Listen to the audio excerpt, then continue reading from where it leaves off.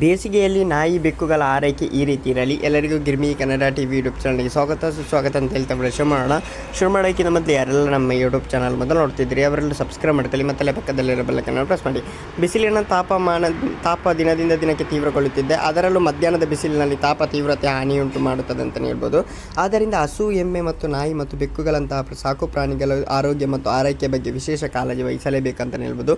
ಬಹುತೇಕ ಮಂದಿ ತಮ್ಮ ಮನೆಯಲ್ಲಿ ನಾಯಿ ಇಲ್ಲವೇ ಬೆಕ್ಕು ಸಾಕುತ್ತಾರೆ. ನಾಯಿ ಮತ್ತು ಬೆಕ್ಕಿನ ಮಾಲೀಕರು ಬೇಸಿಗೆಗಳಲ್ಲಿ ಅವುಗಳ ಆರೈಕೆ ಹೇಗೆ ಮಾಡಬೇಕೆಂದು ತಿಳಿದುಕೊಳ್ಳುವುದು ಬಹಳ ಮುಖ್ಯವಾಗಿರುತ್ತದೆ ಅಂತಲೇ ಹೇಳ್ಬೋದು.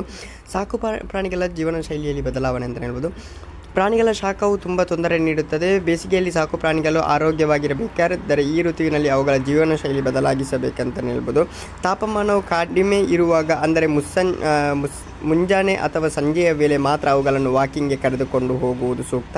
ಅಲ್ಲದೆ ಕರೆದುಕೊಂಡು ಹೋಗುವಾಗ ಡಾಂಬರು ಮತ್ತು ಕಾಂಕ್ರೀಟ್ ರಸ್ತೆಯನ್ನು ತಪ್ಪಿಸಿ ಬದಲಿಗೆ ಸಾಧ್ಯವಾದಾಗಲೆಲ್ಲ ಹುಲ್ಲು ಇರುವ ಪ್ರದೇಶ ಆರಿಸಿಕೊಳ್ಳಿ. ವಾಕ್ಗೆ ಕರೆದುಕೊಂಡು ಹೋದ ನಂತರ ನಿಯಮಿತ ಒದ್ದೆ ಬಟ್ಟೆಯನ್ನು ನಾಯಿಯ ಮೈ ಮೇಲೆ ಒರೆಸಿಕೊಳ್ಳಿ.